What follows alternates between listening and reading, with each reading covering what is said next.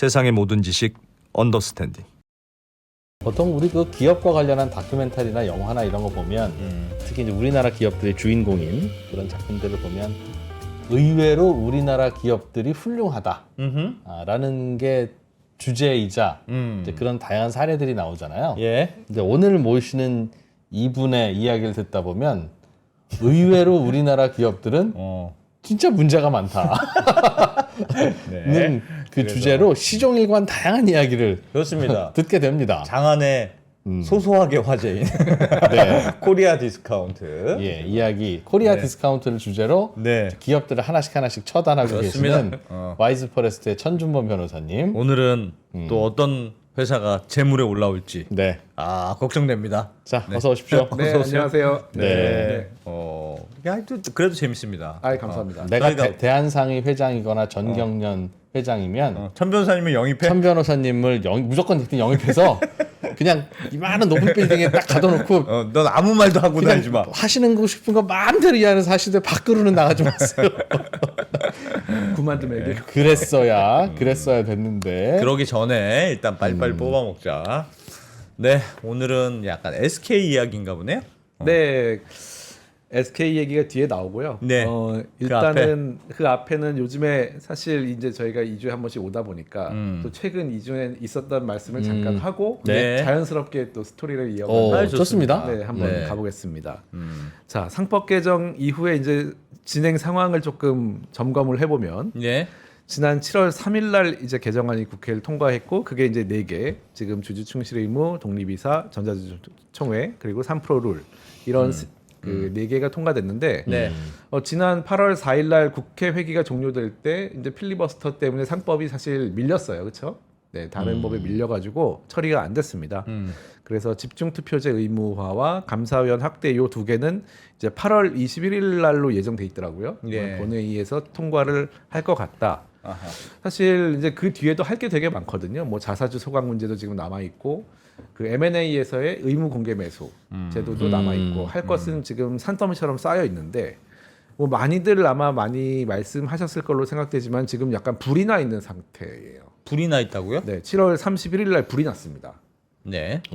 과세제도 이제 세제 개편안 때문에 지금 이슈를 막 빨아들이고 있어요. 지금 모든 이슈 지금 유튜브에도 활활. 네, 활활 타오르고 있고 이게 아마도 제가 듣기로는 내일이죠. 8월 14일 날 입법 예고가 된다고 합니다. 그래서 입법 예고가 과연 기존에 그 발표한 대로 날 것인지 아, 대주주 양도세 10억 뭐 이런 네, 거. 10억 뭐 배당 분리과세. 분리과세도 뭐 35% 이런 게 과연 내일 그대로 입법 예고가 될지 내일 불이 더 활활 타오를지 지금 그래서 좀 다른 이슈들이 막 묻혀 있어가지고 예. 좀 어지럽습니다 지금. 네. 하지만 저희는 또 할 얘기는 해야 되기 때문에 예. 네. 네, 계속 얘기를 해보면 아하. 이 중에 이제 저희가 또 중요한 게 이 상법 다른 법도 많이 개정을 해야 되지만 이제 배임죄 완화 얘기가 많이 나오고 있어요.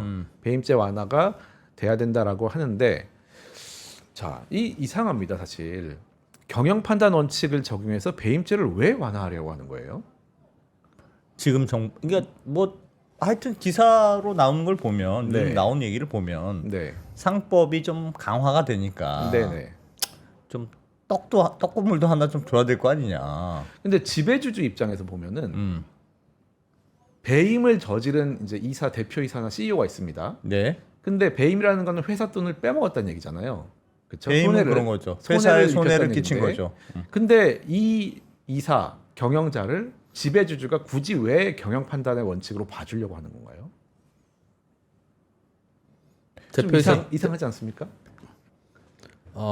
그러니까 경영자 입장에서는 스스로는 그런 게 맞는데 지배주주 쪽에서 굉장히 강조하고 있거든요.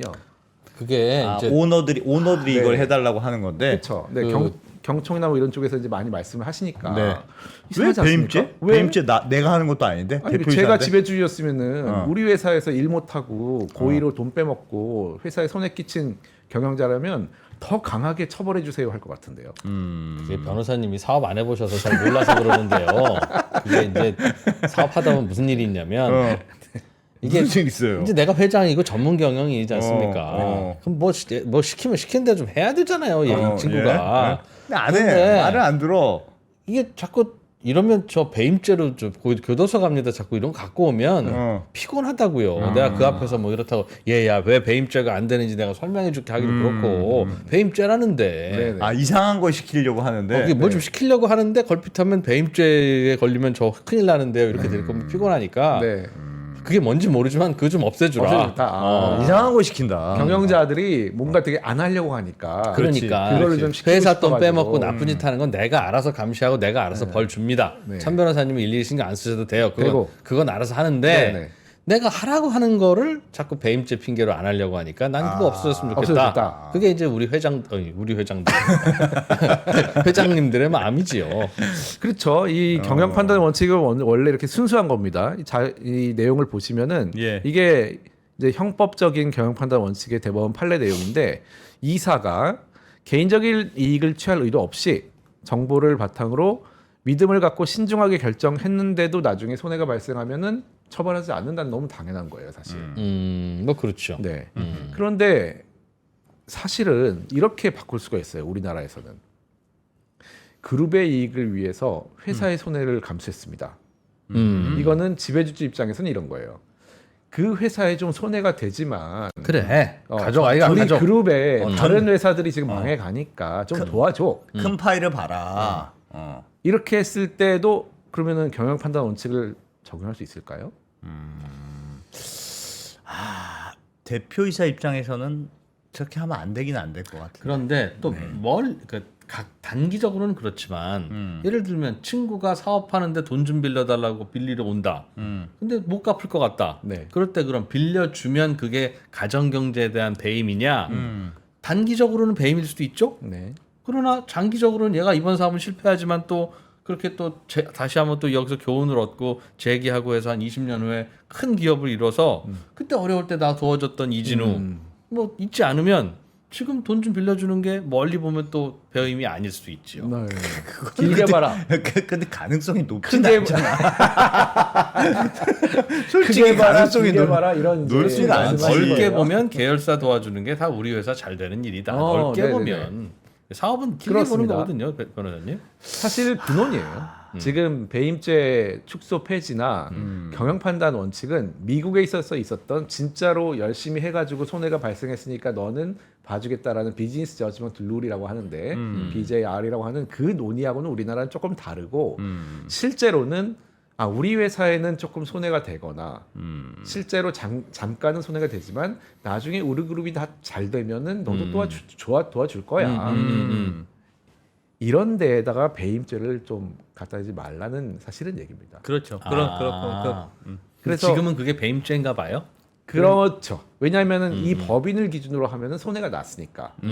그래가지고 사실은 많은 판례들이 순수한 그런 비즈니스 저지먼트 룰에 있는 게 아니고 사실은 내부 거래, 부당 내부 거래, 부당 지원 행위 이거를 배임으로 처벌할 수 있냐 여기에 다 있어요. 그러니까 어려운 계열사 이 그림을 보시면은 지배주주 안에 같이 있는 이 계열사가 있는데 이사의 입장에서는 이 계열사를 도와줘야 되는데 이 어려운 계열사 도와주면 왜 안 되나라고 이제 얘기를 하는 거예요. 만약에 회장님들을 예. 좀 도와주는 게 맞지 않나? 전체가 하나인데 근데 이사 입장에서는 법인의 이사인데 우리 법인에 손해를 끼치는 행위를 하면 또 안 되잖아요. 그렇죠. 그러니까 우리나라에 지금 대기업에 있는 이사님들은 좀 불쌍합니다. 항상 딜레마에 빠져 있어요. 자, 이겁니다, 사실은. 그래서 사실은 이건 답은 나와 있거든요. 왼쪽은 경영 판단 원칙이고 오른쪽은 이제 오늘 얘기할 PRS에 비슷한 TRS라는 게 또 있었습니다. 예. 옛날에 그거에 대한 대법원 판결이 이미 나와 있어요. 나와 있어가지고 네 이게 역시 이제 개별 회사의 손해가 되면서 그룹의 이익을 추구한 사건이었는데 뭐 너무 당연한 얘기입니다. 어차피 기업 집단이 있어도 개별 회사의 이사이기 때문에 개별 회사에 대한 상관지 의무 충실 의무를 부담한다. 그렇지 않으면은 당신이 손해배상해야 된다라는 겁니다. 네 회사만 코 박고 쳐다봐라. 그렇죠. 그런 이사는. 얘기죠. 네. 그래서 이 두 가지가 사실 충돌하고 있는 상황이어서 오늘 뭐 좀 이따가 얘기할 PRS도 이제 그런 상황의 논의가 가능한데요. 이렇게 생각해 볼 수 있어요. 사실은 이 기업 집단 구조라는 거는 그냥 한 법인에 때려 박을 수 있습니다. 네. 이렇게 왼쪽은 지주회사가 있고 각각의 법인으로 다 나눠져 있는 회사를 생각해 볼게요. 예. 예, 그룹입니다. X회사에 또 자회사, 손자회사까지 있는 이런 그룹이에요. 그리고 주주는 이렇게 있습니다. 근데 이 회사를 똑같이 구성할 수 있어요, 사실은. 우리나라에는 하나의 회사에 많은 사업부가 있는 회사가 많이 있죠. 예. 그러니까 사업부 이렇게 돼 있습니다. 하나의 회사로 할 네, 수도 하나의 있다. 회사로도 할 수 있어요, 사실. 뭐 어떻게든 상관이 없거든요. 뭐 그렇죠. 네. 그렇죠. 이 장점과 단점은 뭐가 있을까요? 아, 오른쪽 구도와 왼쪽, 네, 왼쪽. 구도의 장단점. 네. 왼쪽은 하나가 망가져도 나머지 회사는 괜찮다. 네. 근데 뭐 오른쪽도 한 사업이 한 사업부가 어려워지면 접으면 많아져도 되니까. 접으면 되니까. 네네. 뭐 괜찮지. 비슷하네. 비슷하죠, 사실. 그 왜 이렇게 해야 되나? 근데 왜 저렇게 각 회사로 했냐? 회사로 왜 나눴느냐? 다 쪼개놨을까? 직접 경영을 하시는 이제 두 분이시기 때문에 왜 쪼개나요? 책임 경영을 하라고. 책임 경영 맞습니다. 그리고 네가 알아서 책임져. 네. 근데 실제로 저건 사업부 해서 부장 네가 책임져라고 해도 되잖아요. 되죠. 네, 똑같은 겁니다, 그거. 똑같죠. 그런데 그런데 이게 딱 발라지지가 않고. 발라지죠. 네. 발라지지가 않습니다. 정확하게. 간접비가 안 발라져요. 사업부면 네. 예. 예를 들면 내가 요게 내 성과고 내 비용이고 그게 정확하게 발라지지가 않아요. 잘. 별도 회계를 한다는 의미가 있죠. 일단 법인을 나눈다는 거는. 현실적으로는 그 뭐 별 차이는 없는데요. 네. 야, 니네 회사 이렇게 잘 되면 니네 회사도 상장하고 임마. 그럼 넌 막 상장 회사 대표해서 하는 거 아니냐? 잘해봐. 네. 이 얘기 하려고 하는 거죠. 그렇죠. 예, 그런 차이 정도밖에 없습니다. 맞습니다. 예. 그런데 상장 지금 말씀 너무 잘하신 것 같아요. 상장을 한다는 거는 결국은 이제 이런 경우에 똑같이 어려운 계열사 도와주면 안 되냐 이런 말을 할 수 있고 그렇죠. 예. 어려운 사업부 좀 도와줘. 너 당신의 뭐 옆사업부 좀 도와주면 안 그렇지. 되니. 그렇지. 도와줘 할 수 있는 거 이런 예. 이제 개념으로 계열사 도와달라는 얘기를 하는 건데 아, 사실은 이제 투자를 받기 위해서는 음. 사실은 투자자 입장에서는 이렇게 사업부가 많은 회사에 잘 전체를 투자하지는 않습니다. 그렇지, 그렇겠네요. 그렇지, 그렇지. 하나만 찍어서 점이 투자를 있지. 한단 말이에요. 그렇지. 예, 아, 예. 나는 이것만 공부했고 이것만 관심이 있는데 사실 여기에만 투자하기 오른쪽은 어렵단 말이에요. 예. 그러니까 상장이라는 것도 결국 이제 투자니까 투자를 받는 거고 이렇게 투자를 받을 때 비로소 이 법인이 나눠지는 거에 의미가 생깁니다. 자, 이게 오늘의 사실 핵심이라고 할 수 있는데요. 자, 투자를 받기 위해서 사업부를 법인으로 쪼개고 예. 그 법인별로 그러면은 주주가 달라지는 상황이 되거든요. 아, 그럴 수 있죠. 주주가 다르다는 게 문제군요. 네. 주주가 다르다. 이렇게 되면은 지금 보면은 오른쪽은 지배주주 일반 주주가 있는데 투자자가 들어와도 전체의 주주가 됩니다. 예. 하지만 왼쪽은 이 투자자는 전체 주주가 아니에요. 이제는 하나의 사업에 대한 주주만 되는 겁니다. 예. 이제 이게 완전히 달라지는 거죠. 아, 그렇겠네. 그래서 이제 이걸 다시 보면서 야, 그러면은 야, 이게 전체 주주가 아니고 한 명은 어떤 사람은 개별 사업에만 주주인 경우인데 예. 그러면 당연히 이해가 상충되겠죠. 왜냐? 어떤 사업을 도와주라고 했을 때 도와주는 회사와 도와줌을 받는 회사의 주주들은 완전히 상황이 달라지죠. 주주가 다른데 그러니까 네. 오너 입장에서는 이 회사가 잘 되나 저 회사가 그렇죠. 잘 되나 다 내 새끼인데. 네.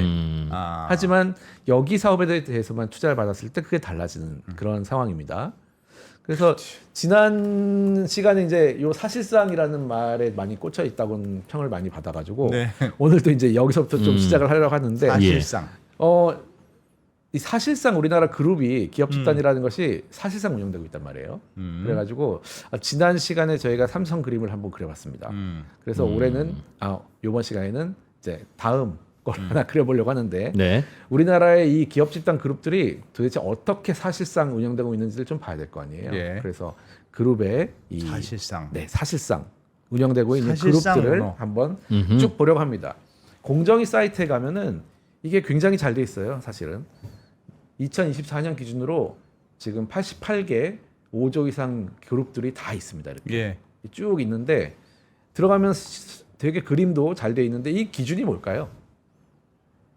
기업 대상 집단.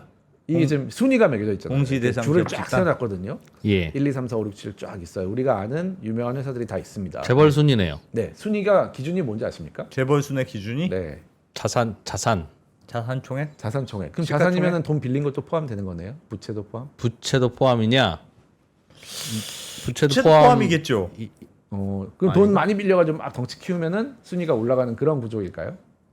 일단 뭐 그렇습니다. 예. 기준을 세우자면 네, 네. 어쨌든 덩치 큰 놈 순으로 덩치 한다. 큰 놈 순으로. 네. 네, 네. 뭐 부채를 빼자면 네. 뭐 뭐 마음의 빛 이런 것도 많이 들어가기 때문에 되게 헷갈려. 다 합쳐야 돼.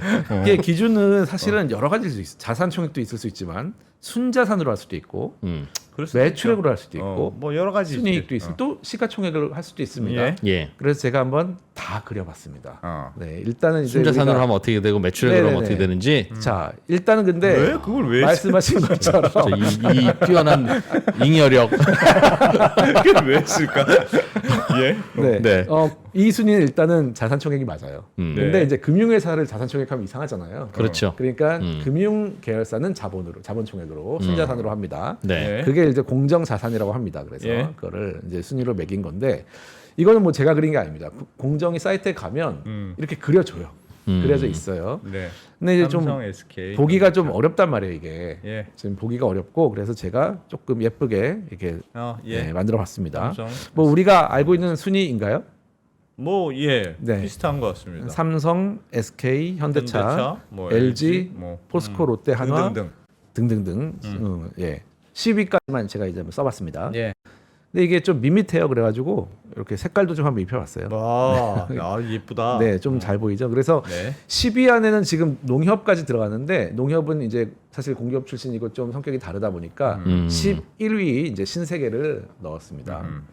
자, 이렇게 자산총액 기준으로는 이런 순위가 매겨지고 있어요. 그러면은 자 순자산으로 하면 많이 달라질까요? 저거를 네, 부채를 빼면 네, 크게 안 달라질 것 같은데요. 네. 지금 보면 일단 삼성, SK, 현대차, LG, 현대차, 포스코 LG, 순서입니다. 예. 예. 자, 그러면 어떻게 예상이 되나요? 되시나요 혹시? 만약에 부채를 네, 빼면 순자산으로. 그럼 부채 많아서 순위 올라간 친구들은 뒤로 밀린다는 뒤로 밀린다는 뜻인데 뜻인데 SK가 조금 부채가 있을라나? 왜? 삼성은 거의 없고 왜? 현대차 모르겠네요. 삼성은 별 부채가 거의 없는 걸로 알고 있는데. 네, 그럼 한번 보겠습니다. 한번 빨리 안 넘어가서. 해봤죠. 자, 겠다.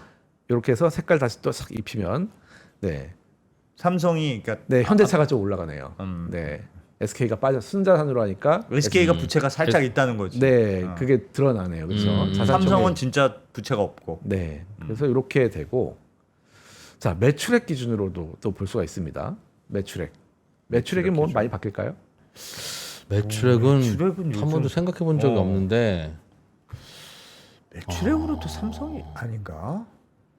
이게 의외로 저도 그려보면서 저도 잘 상상이 안 되더라고요. 생각해 본 적이 없는데 생각해 본 적은 없는데 개별 회사로만 생각해봤지 우리가 그룹으로 잘 생각을 그룹으로 생각 안 안 해봤단 해봤는데요. 말이에요. 예. 그러나 이제 자산 총액은 대충 아니까 네. 그럼 자산과 매출이 대체로 비례하냐? 대체로 이 생각만 하면 되는데 대체로 대체로는- 비례하지 않을까? 대체로는 어. 왜냐하면 업종이 비슷하기 때문에 그러니까. 대부분 다 제조업이고 제조업이고 설비 투자 비슷하게 네. 쓰고 제일 처음 거랑 비슷하지 않을까요? 네네네. 그래서 보면은 매출액도 이렇게 색깔 입히면은 처음 거랑 현대차하고 어라? 같은 겁니다. 같은 아. 거고 색깔만 입힌 겁니다. 아, 그럼 현대차가 네, 현대차가 좀 매출이 올라갑니다. 좀 다시. 꽤 따라오네. 매출이 높다는 뜻이네. 매출이 높은 편에 속하고 나머지는 뭐 이렇게 대동. 자산에 비해서 매출이 높군요 현대차가. 여기 근데 여기 하나 재밌는 친구 하나 껴 있어요. 사실은 쿠팡이 껴 있습니다. 네.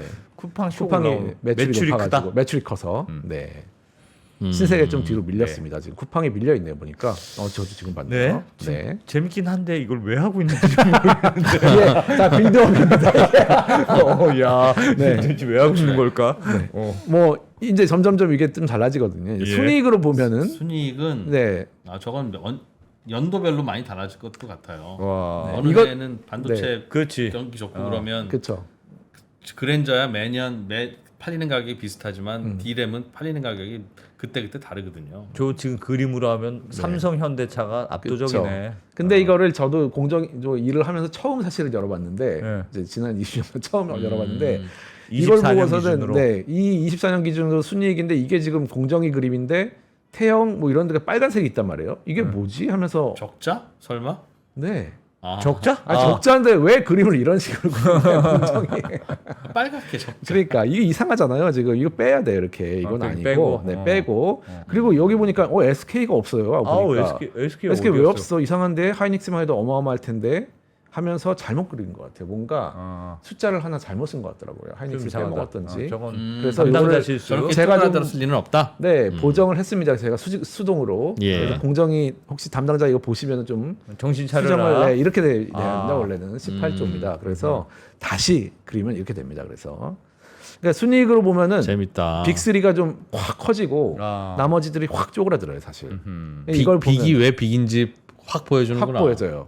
그래서 삼성, 현대차, 이 하이닉스죠. 진짜 결국은. 3강이구나 정말. 네, 이게 삼성은 그룹이 전체로 매년 40조를 번다는 뜻이네요. 삼성은 뭘로 해도 1위네. 그렇죠. 이렇게 해도 1위, 저렇게 해도 1위. 네. 근데 요 밑에 다른 제가 수치들을 쫙 써놨는데 매출, 자산 총액 점점 늘어나죠. 순자산 늘어나고 단기 순이익으로 어마어마하게 늘어납니다. 그래서 이제 삼성이 우리나라 경제에서 미치는 지금 영향을 잘 알 수가 있고 순이익 다음으로 이제 우리가 사실은 시가총액을 봐야 돼요. 이제 시장에 대해서 얘기하는 거기 시가총액 때문에 다르구나 이거. 시가총액 시가총액은 사실은 이렇게 됩니다. 이렇게 되고 여기서 재밌는 걸 보면은 이게 2024년 말 기준이거든요. 근데 한화가 사실은 41조에서 5월 기준으로는 92조까지 늘어났어요. 엄청 올랐죠 한화가. 최근에 네. HG현대도 올랐고. 자, 이걸 한번 쭉 보면서 이제 뭐 마지막 퀴즈를 내고 넘어가겠습니다. 이제 네. 6위, 9위, 10위에 누가 들어갈까? 누가 들어가 있을까? 이게 시가총액 지금까지- 비중으로? 네. 여기 있는 너무 10개는 어렵다. 자산총액 기준으로 10개가 계속 쭉 내려온 거예요. 예. 근데 6위, 9위, 10위 안 들어있거든요, 지금. 자산은 얼마 없는데 시가총액으로는 높은 네, 그룹- 세 개의 회사가 있습니다. 그룹이 있다는 거죠. 네, 그룹이. 주가가 높은, 특히 주가가 높은. 그래서 시총이 높은. 시총이 높은. 시장에 계셨으면 요거는 이제 맞추실 수 있어야 될 텐데. 1위부터 보자. 요즘 핫한 게 뭐지? 핫한 거 해야 될 텐데. 위로 핫한 거. 네. 와 시가총액을 잘 안 보니까 모르겠네. 저 근데 개별 기업이 아니라 그룹입니다. 그룹. 네, 그룹입니다.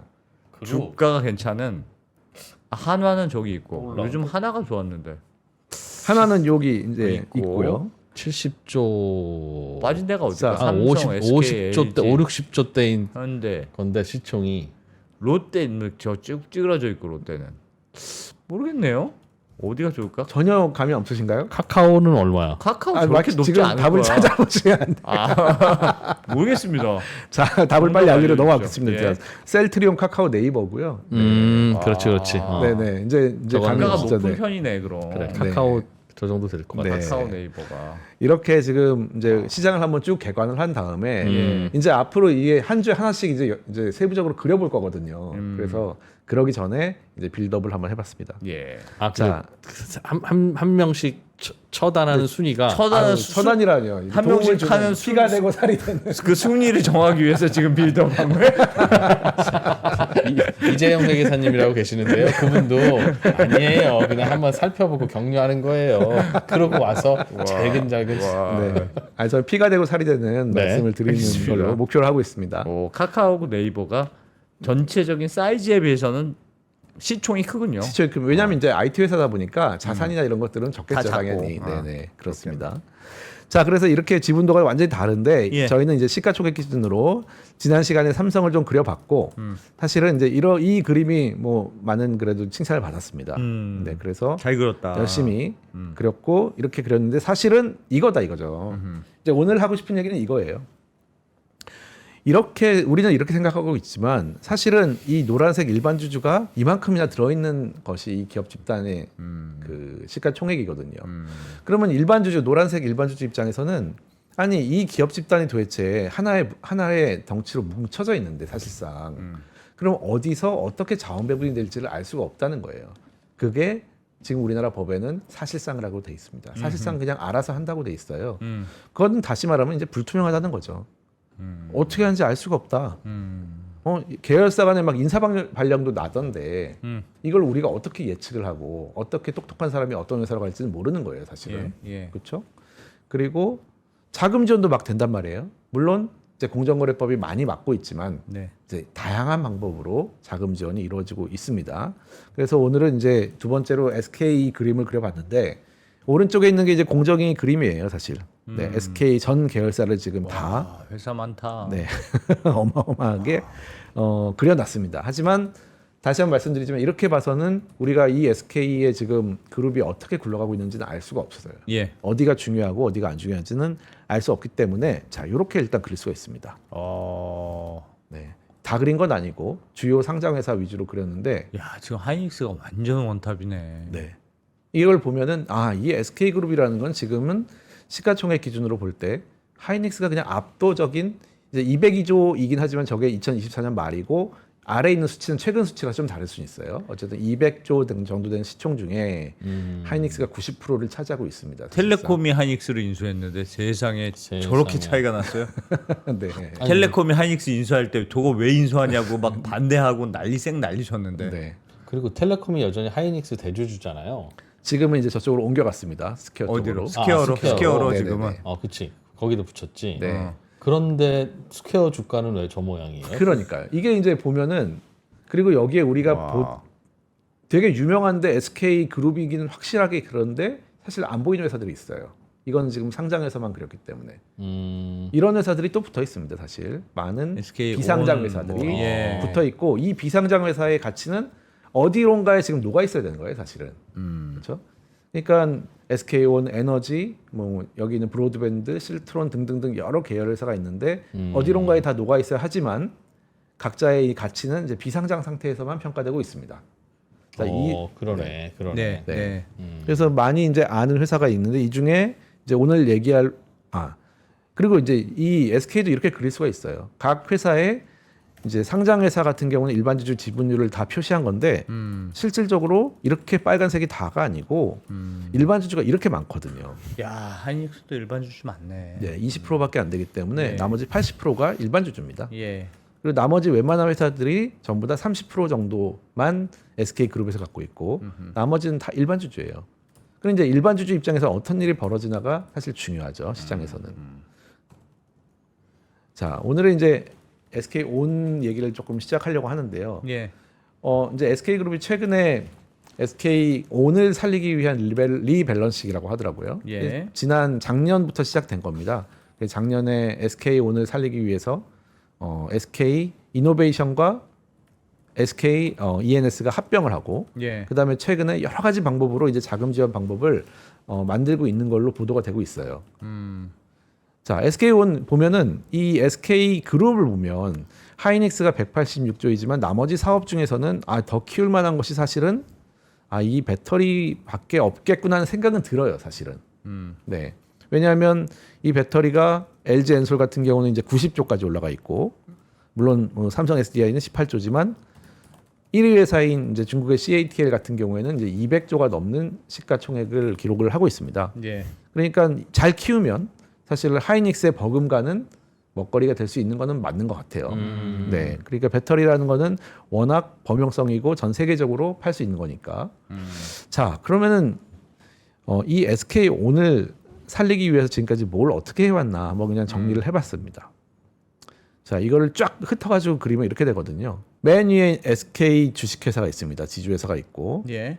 그 다음에 SK 스퀘어라는 또 지주회사가 있습니다. 중간 지주회사가 있고 그 밑에 많은 회사들이 달려 있지만 실질적으로는 이제 하이닉스가 대부분을 차지하고 있고요.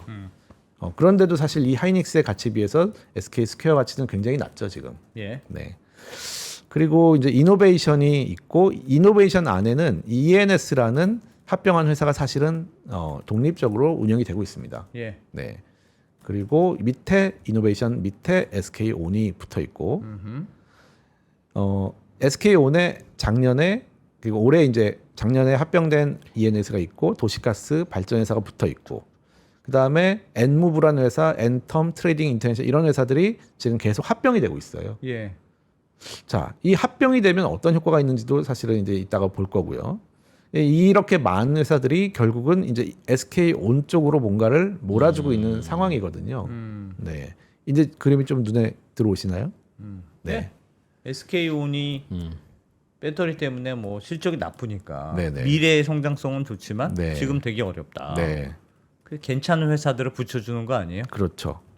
자, 그래서 이제 어떤 일이 있었는지 보면은 이제 밑에 하이닉스를 이제 어느 정도 규모이기 때문에 흐릿하게 표시는 해놨는데 작년에 기억을 하시겠지만 이제 이노베이션하고 ENS가 떨어져 있었습니다. 예. 네, 그래서 이노베이션과 ENS를 합병할 때도 한번 큰 또 보도가 된 적이 있었습니다. 아니 왜 이노베이션 왜냐하면 이노베이션에 대한 SK 주의 지분율은 낮고 ENS에 대한 지분율은 굉장히 높았기 때문에 합병 비율을 어떻게 되느냐 이거에 따라 가지고 주주들 사이의 이익이 달라지는 상황이었어요. 예. 어쨌든 합병을 했습니다.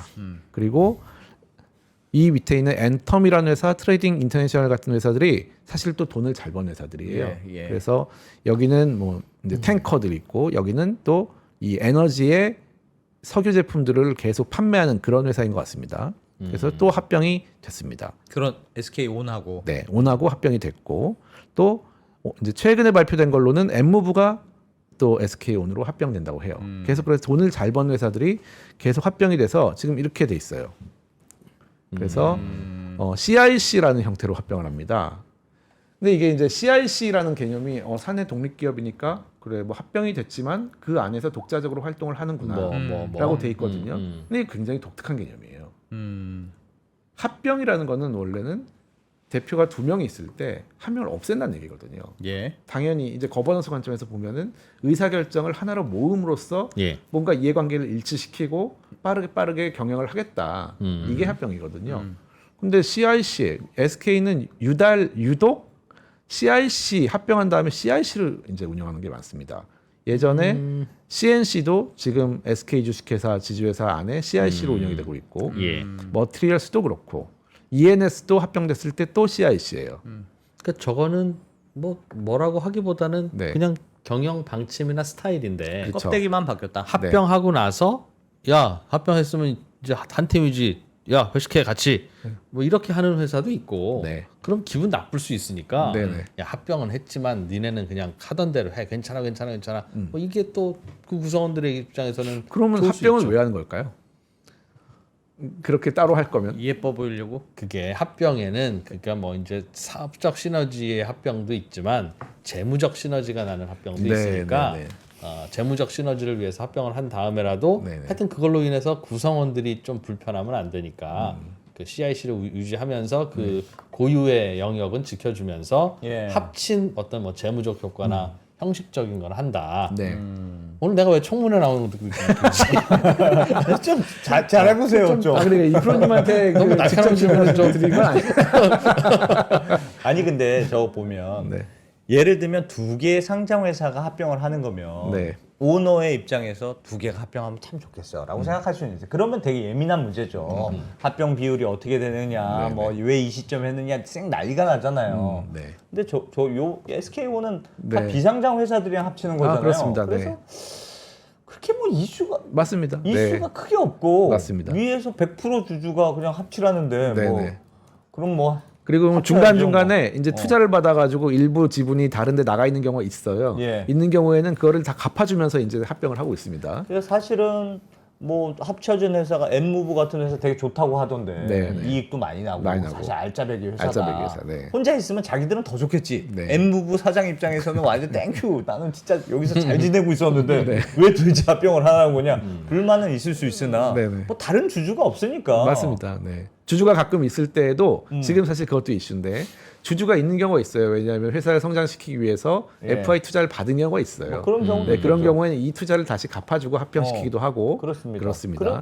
그래서 뭐 이해관계가 막 네. 엇갈리는 맞습니다. 경우가 아니어서 크게 이슈는 안 될 것 같다는 네. 생각을 했는데 뭐가 문제가 있습니까? 이제 점점 이제 발전이 되고 있습니다. 현금이 계속 이렇게 돌아가죠. CRC는 네. 아까 지금 뭐 이프로님 너무 잘 말씀해 주셨듯이 법인은 합치지만 경영은 독립적으로 한다는 개념이에요. 그러니까 재무적 효과만 누리겠다는 거예요. 한마디로 돈주머니만 합치겠다. 그래 그렇지. 네. 예쁘게 한다. 근데 이게 가능하다는 거는 여기는 안 매출이 대표님 크고. 말씀대로 이거는 어차피 하나의 그룹이었다는 걸 우리가 새삼스럽게 알게 되는 거예요.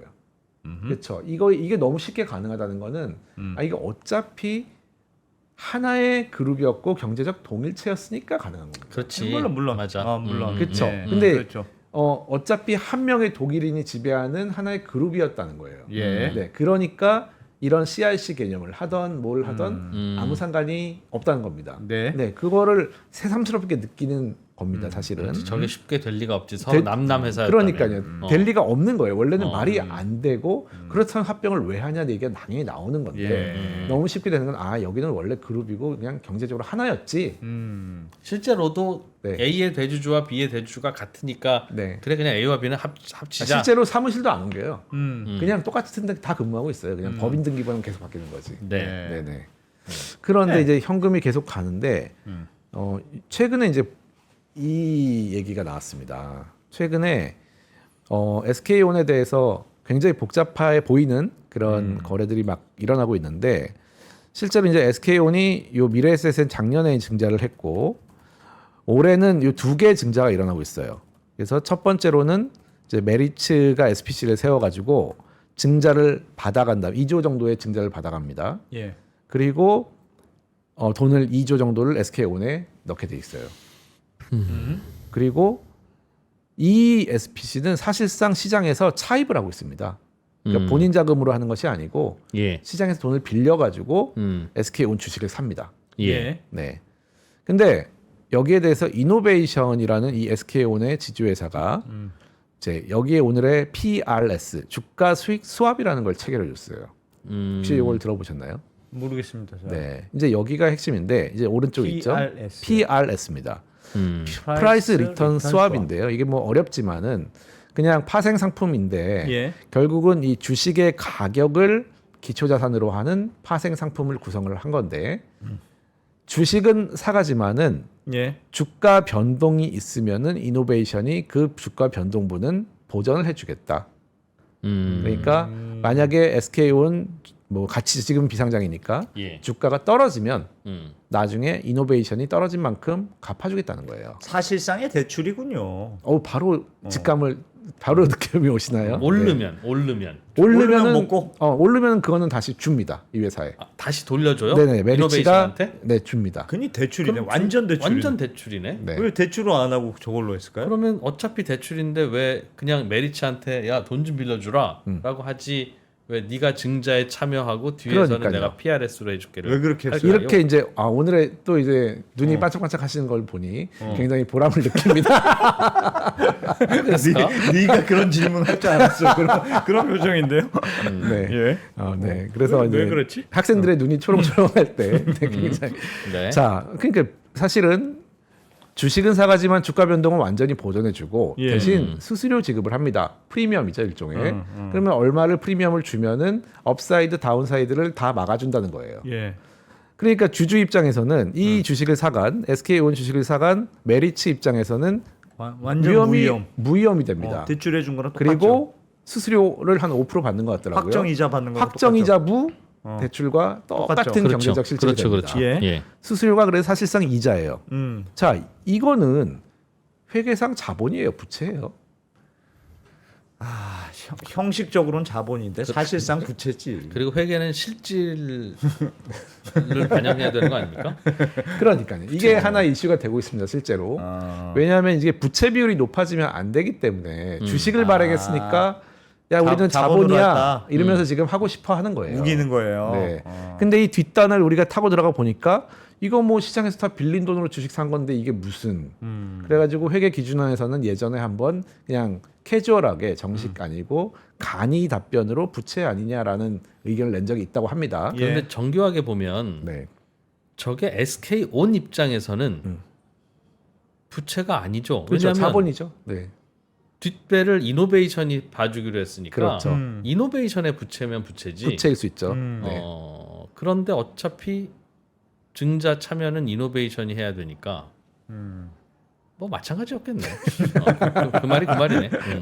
하여튼 자, 그리고 이제 이 SK온도 증자를 했지만 예. 이노베이션도 사실은 차입이 너무 많아가지고 그거 갚으려고 지금 끌려고 또 증자를 했어요. 예. 똑같은 방법으로 1.6조를 또 증자를 했고 이것도 결국은 다 시장에서 이제 빌려가지고 이 주식을 삽니다. 그건 SK가. 이거는 또 위에 있는 SK 주가 똑같은 PRS를 해줘요. 야. 그러니까 이노베이션 주가가 떨어진 만큼은 SK가 이제 갚아주는 거예요. 그리고 직접 0.4조, 그러니까 4천억은 직접 넣기도 합니다. 그러니까 PRS 두 개가 지금 걸려 있는 두 개의 증자가 이루어지고 있습니다. 그러네. 근데 저럴 때 네.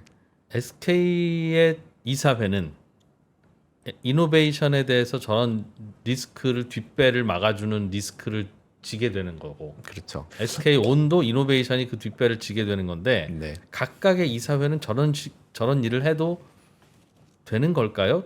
되는 걸까요? 그러니까요. 그러니까 사실상의 대출을 이노베이션이 SK온한테 해주고 네. 주 SK가 이노베이션한테 해주는 셈이네요. 네, 네. 옆에 그냥 낀 조연들이 있을 뿐이지. 그렇습니다. 실제 내용은 네. 보증을 하는 이노베이션과 SK 그렇죠. 돈이 저쪽으로 내려가는 셈이네요. 그렇죠. 이게 이제 예전부터 많이 쓰였던 TRS 좀 이따 말씀드릴 거랑 비슷한데 실질적으로 거기서 이제 한 단계가 더 또 진화한 겁니다. 그래서 지금 말씀하신 것처럼 사실 SK 주식회사가 이노베이션한테 자기 신용을 준 거예요. 예. 그리고 이노베이션이 SK온한테 또 자기 신용을 준 그런 겁니다. 셈이네요.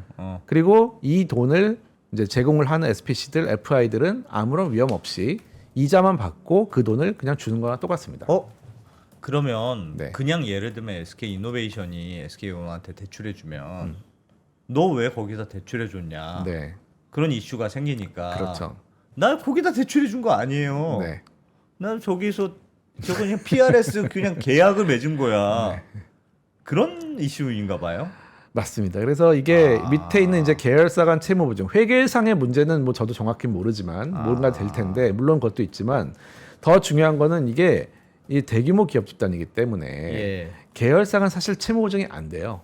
원래는 네, 채무 보증이 안 되기 때문에 이렇게 돌려 가지고 이제 구조화라는 명목으로 아하. 사실상 신용을 주고 있습니다. 자, 이게 PRS, TRS인데 그냥 이거는 PRS라는 거는 지금 프라이스 리턴 수합이고 예. TRS는 토털 리턴 수합이라고 총수익 수합이라고 거의 비슷합니다. 그런데 의결권 배당권이 달라요. 그러니까 프라이스 지금 우리가 아는 PRS는 의결권과 배당권도 실제 이제 실제 FI가 주식이 가져갑니다. 있어요. 주식을 산 주식을 거니까. 산 사람이 가져갑니다. 근데 TRS인 경우에는 뭐 공동 보유 약정을 하던 어떻게든 실제로 신용을 공여해 준 이 사람이 의결권 배당권 가져갔어요. 그러니까 이게 문제가 있다고 하니까 실질적으로 이것까지도 띄어가지고 준 겁니다. 이제 PRS는. 나는 의결권이 필요 없고 진짜 돈만 줄래. 네. 그러니까는 이거는 실질적으로 진짜 그냥 주식을 얘가 사간 게 맞구나. 왜냐하면 TRS를 해놓고 의결권 배당권을 내가 가지게 되면은 이거는 주식을 판 게 아니지 않아?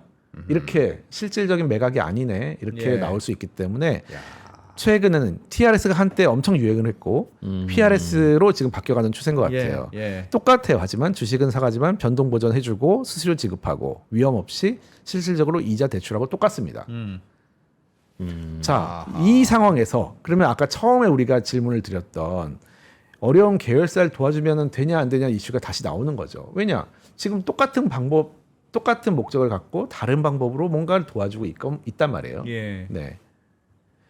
자, 이거는 그러면은 된다 안 된다 막 괜찮냐? 얘기를 했는데 자, 이렇게 자, 누구를 중간에 끼고 이 하늘색 있는 FI SPC한테 현금을 주라고 하고 그다음에 뭔가 주식을 받던 뭘 받고 그다음에 리스크 없애주는 계약을 이 돈 많은 계열사가 해줘요. 이거를 예. 뭐 PRS를 하던 TRS를 하던 등등등등 해요. 예. 아하. 이거는 뭐 그럼 되는 건가? 하는 이슈가 이제 나오는 겁니다. 저걸 가지고 이제 그 앞에도 안 되면 사실 이것도 안 되긴 안 돼야죠. 근데 실질적으로. 저건 그 실질이 그 손해만 막아주는 거고 먹는 건 주가가 오르면 메리츠가 가져간다. 이런 주가 오르는 것들은 줍니다. 다시 돌려줍니다. 그렇죠. 네. 그러니까 결국은 메리츠를 통해서 주식 투자를 한 거나 마찬가지고 네. 뒷배가 된 계열사들은 우리가 주식 가치가 오를 것 같아서 투자했다는데 아니지. 이게 왜 도와주는 거냐? 올라가도 내가 먹는 게 없잖아요. 올라가면 내가 먹는다니까요. 네. 올라가면 올라가는 거 돌려줍니다. 돌려준다는 게 네네. 올라가도 메리츠가 먹는 게 아니라 아니고 SK 네네. 이노베이션이 먹는 떨어지는 거고, 떨어지는 것도 보충해주고 SK 이노베이션이 가져가는 거니까 아니죠 이제 그 어쨌든 부담하는 거니까 네네네. SK 이노베이션 입장에서는 그냥 직접 주식 투자한 거와 실질이 같고 네 그렇죠. 그렇죠. 주식 투자한 거와 실질이 같고 네네네. 주식에 투자한 거는 우리가 좋아 보여서 투자한 거지 지원해 준 게 아니야. 돈이 없으니까는 어떻게 보면은 FI에서는 돈 빌려가지고 내가 예, 주식 투자한 진짜 거야. 거랑 똑같습니다. 이거 주가 많이 오를 것 같은데 나는 기회가 생겨서 나는 고마워. 네. 라고 설명하면 저건 왜 지원해 줬냐는 질문은 안 통할 수도 있을 거예요. 증자에 참여한 셈이다. 그치. 셈이다. 돈을 그게- 빌려가지고. 그렇게 계열사를 지원했다고 꼭 볼 리가 있어요? 그러니까. 예를 들면 괜히 채무 보증을 해주든가 이러면 또 뭐 토론의 여지가 있지만 네. 증자에 참여한 셈이다. 셈이다. 그렇습니다. 그래서 이 리스크 없애준 계약이 실질적으로는 FI, 이 SPC의 증자 참여에 대해서는 리스크를 없애준 보증이랑 거의 유사한 거 아닌가라는 이슈가 이제 제기되고 있는 거예요. 저렇게 보면 또 보증. 보증이라고 생각하면 또 보증인 거고. 그죠? 돈을 빌린 건데 네. 근데 저 계열사가 돈을 빌리는 거를 보증해 준 걸 다른 사람이 보증해 준 거 아니냐. 그러니까 주가의 변동이라고 보면 그럴 수 있지만은 사실은 채무 보증을 할 때에도 디폴트에 대해서 우리가 보증을 써주는 겁니다. 그러니까 망하느냐 안 망하느냐에 대해서 내가 보증을 써주는 거고 주가도 오르고 내리는 거에 대해서 내가 신용을 공유한 거기 때문에 크게 사실은 다르지는 않아요. 그게 뭐 채무증권이냐 뭐 그렇지, 주식이냐 뭐 이런 거기 때문에 근데 저거는 그렇지. 그러니까 예를 들면 저 말씀하셨던 대로 지배주주는 얘도 살려야 되고 얘도 살려야 되고 뭐 좀 부잣집 애가 좀 첫째가 좀 둘째 어려우니까 좀 해줘라. 그건 부모 마음이긴 한데 첫째 입장에서는 그러니까 저거를 왜 예를 들면 내가 안 대표님이 줘야 돼? 한 돈이 한 5천억 좀 있어요. 한 1,000억만 저기에 저렇게 그 뒤에서 보증해 줄래요라고 하면 할 거예요, 안 할 거예요? 아니죠. 할 수도 있지 않나요? 왜? 저 SK온이 앞으로 돈 잘 벌 것 같으면 아니 그거를 그 예를 들면 그렇다면 그걸 온전히 내가 결정하면 괜찮은데 위에 회장님이 야 쟤도 내 거고 쟤도 내 건데 네가 돈 많으니까 저기 좀 투자 좀 해봐봐. 네가 보증 좀 서줘. 잘 될 거야. 잘 될 거야. 너 돈 많잖아. 그리고 그렇지. 뒤에서는 그런 일이 벌어질 그러면- 수도 있고 그러면 이사는 어떻게 될까요? 개별 회사 이사는 회장님이 잘 될 거야. 그러면 이사는 해야지. 아니지, 그러면 안 되지. 아유 회장님 그런 말씀 안 하셔도 제가 봐도 이 회사 유망합니다. 뭘 그런 말씀을 하세요. 제가 스스로 결정했어도 들어갔을 겁니다. 아유 야. 회장 생각 나랑 똑같으시네요. 아유 참. 와 미치겠다. 그렇게 되면 이제 어떻게 되는지 2023년 대법원 판결이 말을 해주고 있는데 아, 그래요? 그 얘기를 하기 전에 그 판결이 나와 있는데 예. 그거 하기 전에 이제 왜 이렇게 돌려 이상한 구조화를 하느냐 이걸 보면은 이제 공정거래법이 나오는데요. 공정거래법에 이런 게 있어요. 이제 채무보증 금지예요. 왜냐하면 이 상출 집단이라고 해가지고 지금 10점 몇 조 이상 되는 큰 이제 기업 집단에 대해서는 못하게 돼 있으니까 못하게 돼 있어요. 일단은 이게 이제 IMF 이후에 다 생긴 건데 채무보증 금지입니다. 그 당시에 망할 뻔했기 때문에 자 이런 거 하지 마라고 말라고 돼 했는데 있구나. 이걸 잘 보면은 어쨌든 채무보증하지 말고 이거는 뭐 할 수 있다라고 하지만 큰 의미는 없어요. 사실은. 근데 이게 이제 있어요. 이런 24조에 있는 채무보증의 금지라는 조항이 있는데 예. 여기에 보면은 좀 재밌지만 탈법 행위의 금지라고 돼 있습니다. 네. 왜냐하면 지금 이런 구조화를 우리가 봤지만은 보증의 효과를 내는 구조화 방법 너무너무 많단 말이에요. 사실은 그렇죠. 예. 그렇죠. 수천 수만 가지가 있을 거예요 아마도. 그럼. 그러니까는 야 이거 탈법 행위 하지 마라고 잘 만들어 놓은 것 같아요. 음. 그래서 근데 이 밑에 있으면 보면은 유형 및 기준은 대통령령으로 정한다고 돼 있네요. 자, 그래서 또 따라가 봤습니다. 대통령령으로 어떻게 돼 있는지. 그래서 있어요. 또 시행령이 있고 예. 탈법 행위의 유형 및 기준 이렇게 돼 있네요. 뭐가 많아요. 1, 2, 3 등등등 하고 있고 뭐 여러 가지 있는데 요건이 굉장히 한정돼 있습니다. 한 유형이에요. 하나에 대해서 한 유형씩만 딱딱 돼 있어요. 예. 그리고 그것도 안 될 수 있으니까 밑에 공정위가 또 고시를 한다고 돼 있어요. 예. 이건 이제 되게 복잡해서 그냥 뜯어왔는데 뭐 복잡합니다. 이렇게 그냥 복잡하다는 거예요. 근데 이게 IMF 이후에 만들어진 그 법이었었는데 최근에 이 채무보증 탈법행위 고시라는 게 28년 만에 제정됐습니다. 네. 자, 이걸 거꾸로 뒤집어 보면 어떨까요? 아까 채무보증 7가지의 유형이 있었고 예. 나머지는 모르겠으니까 나중에 고시할게라고 했단 말이에요. 예. 네. 근데 고시가 28년 만에 나왔어요. 그러면 그거 외에는 지금까지는 가능했다는 다 뜻이네. 했다는 거예요. 그러니까는 법이라는 거는 상상력을 통해 가지고 만들 수는 없단 말이에요. 예. 지금 하고 있는 걸 빨리 금지를 하는 게 중요한데 예. 28년 동안 하나도 고시가 안 됐다는 거는 그때 있었던 수많은 방법들은 사실상 탈법 행위로 규정이 안 되고 있었다는 겁니다. 아하. 그래서 뭐 TRS네 뭐 굉장히 실질적으로 보증의 효과를 가져오는 많은 금융 상품들이 개발되어 왔습니다. 예. 그런데 이게 내년 4월부터 시행되는 새로운 탈법행위 고시인데 여기 또 뭐라고 돼 있냐면은 아까 사실 이프로님 말씀이랑 비슷해요. 주식으로 전환권이 부여된 사채, 주식으로 전환됐거나 예외적으로 탈법행위에 해당되지 않는다. 이제 고시의 내용이에요 이게. 그러니까 한마디로 기초자산이 지분증권, 수익증권인 파생상품, 주식 같은 거는 예. 시장가치 변동에 따른 투자 수익을 기대할 수 있으므로 네, 탈법행위에 해당하지 않는데요. 그렇죠. 그러니까는 저의 2%의 시각이 얼마나 탁월하냐는 걸 보여줍니다. 예. 공정위가 굳이 탈법행위 고시를 제정하면서 지금 가장 유행하고 있는 TRS, PRS 같은 거를 그건 괜찮다. 풀어줬군요. 허용을 해줬어요. 어. 이거 왜 한 거예요 도대체? 왜 했냐? 그러니까 그 채무 보증은 금지해놓고 네, 사실상 이게 채무 보증과 채무 같은 건데. 보증과 같은 개념인데 네, 그렇죠? 근데 형식을 주식 투자의 형식, 유증의 형식을 띄었으니 네, 이걸 허용하면 도대체 채무 보증 금지한 효과가 어딨냐? 네. 채무 보증으로 인한 리스크가 돌아오는 건 어차피 똑같은 구조인데. 똑같죠. 그러니까 그러네요. SK온이 물론 잘 되면 좋겠지만 잘 안 돼가지고 주가가 뭐 폭락을 한다든지 뭐 나중에 IPO도 못 하고 이럴 수도 있지만 예. 그렇다면은 그것을 전부 다 그거를 TRS, PRS 체결해준 회사가 갚아줘야 되거든요. 그렇죠. 실질적으로 이게 조단이기 때문에 어. 혹시라도 주가가 많이 변동을 하면은 이 갚아줘야 되는 돈이 수천억으로 늘어납니다. 예. 뭐 예. 그러겠죠. 네, 뭐 그러겠죠. 심지어는 뭐 조가 될 수도 있는 거고 물론 업사이드가 있지만 다음 그래서 사이드만 보다는. 애초부터 계열사에 대한 채무 보증을 금지한다라는 네. 법이 무리한 법은 아니었을까요? 그럴 수도 있죠. 예. 근데 어차피 이제 계열사는 그거는 우리의 재산인데 네. 우리의 재산이 물에 떠내려가는 걸 눈에 보면서도 구출하러 뛰어들면 안 된다는 법이 그게 과연 상식적이고 합리적인 법이었냐? 그러냐? 를 생각해 볼 필요는 있을 것 같습니다. 좋은 질문입니다.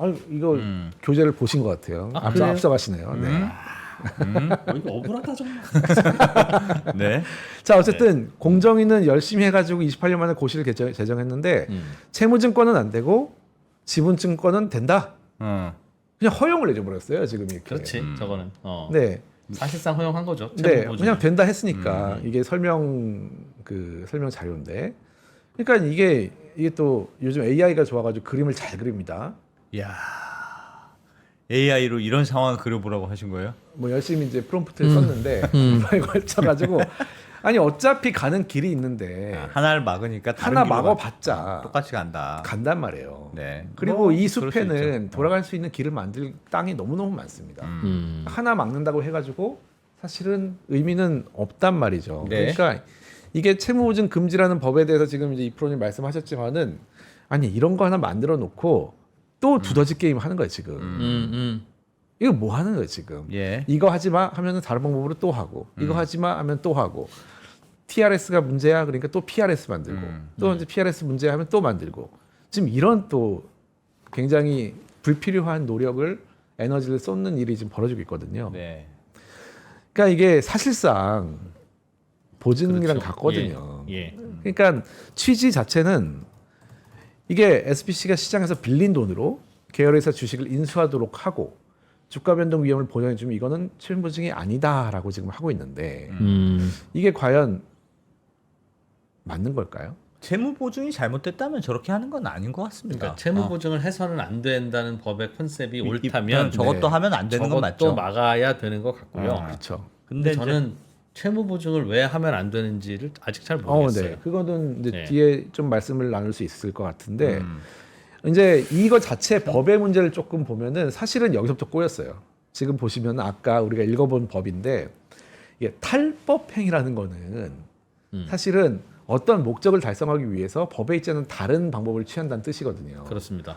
그러니까 탈법행위를 하지 말라는 법을 만들었다면은 그 법을 만들면 안 돼요.